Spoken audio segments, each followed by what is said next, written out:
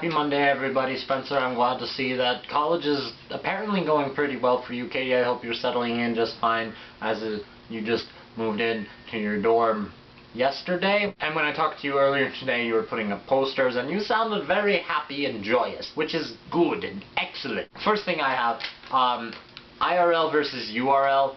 I think that we've pretty much established that they are kind of two separate things, and it's very interesting, because there's definitely a big difference between in real life and internet life, and the differences between them in the way people interact. Like you said with Sims Social, it's a world where you pretty much live regular life except for digitally, and that is very, very attractive to a lot of people, and a lot of people think it's really, really fun. And these internet lives that we carry, we don't particularly have consequences. We don't have immediate consequences for our actions. It's all instant gratification.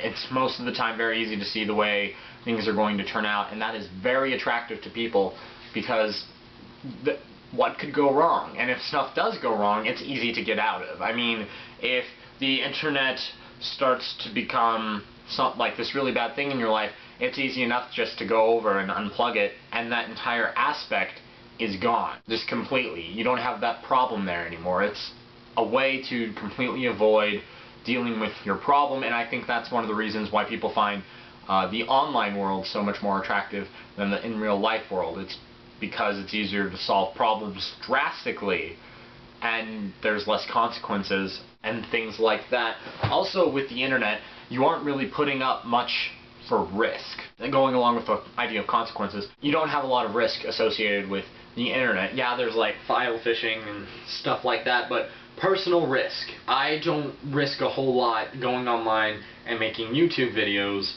because, like I said earlier, it's easy to escape that if I do mess up, which is very, very rare that that kind of environment occurs, where you just feel awful about everything and want to just run away. Although, as many of you have seen, that's where I was at a couple weeks ago. I wanted to just leave the internet, but I didn't, and I stuck it out. But the risk and the consequences for everything were much less severe because it was not in real life, and I think that's why people focus on internet and URL so much, and why it's so appealing to them. It's because there isn't a high amount of risk, and there isn't a high amount of consequences involved with it. Katie, I agreed with most of what you had to say about what Jeff said, but there's just a couple things I want to add on. Turning off the internet, unplugging yourself, it's definitely an idea that has crossed my mind several times. However, I really, really enjoy the internet, but I do still get out and I do things outside of the internet. I've hung out with people who aren't URL, and it's very different, and it's a very different environment because of this idea of consequences. It's more immediate. Conversation isn't as deep, I guess you could say, because you don't get to go and you don't get to review what people have said and the things that they've done as you can in Skype chats or in videos. You can always go back and you can think harder and longer, whereas I think in real life, those instances that come up where you actually do stop and you have to think about everything, I think that's where we get a lot of our awkward silences, is because no one really knows how to respond and they want to go back and read what you had to say, but you can't. Katie, you also talked a lot about reflective thought. And I think that we are currently living in a generation that has grown up against reflective thought because of things like the internet, where you can just go and look something up right away and you don't really have to work for it. And I've seen a lot of that too in like school systems and stuff. Not to say anything bad about anybody out there or anything, but honestly, in my opinion, we live in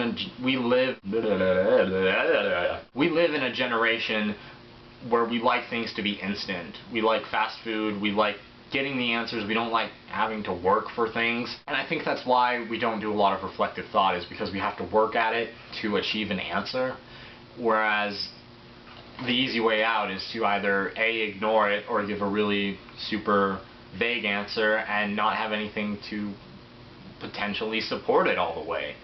And I think that's the kind of society we are growing up in. Just as our generation, a lot of things have already been provided to us, and therefore we don't want to work for the rest of it, because we know that eventually somebody's going to come along and they're going to give us the answers anyway, which is dumb and stupid. And it aggravates me a lot that we don't particularly have to work at things as much anymore, because there are people that will just come along and do it for you, which just makes us lazy. I think. But reflective thought is very good. Reflective thought, thumbs up. Woohoo! Yeah! Reflect on what I have said. And Spencer, I will see you tomorrow. Also, leave challenge ideas in the doobly-doo for me. I go on Friday, so... Oh. Goodbye.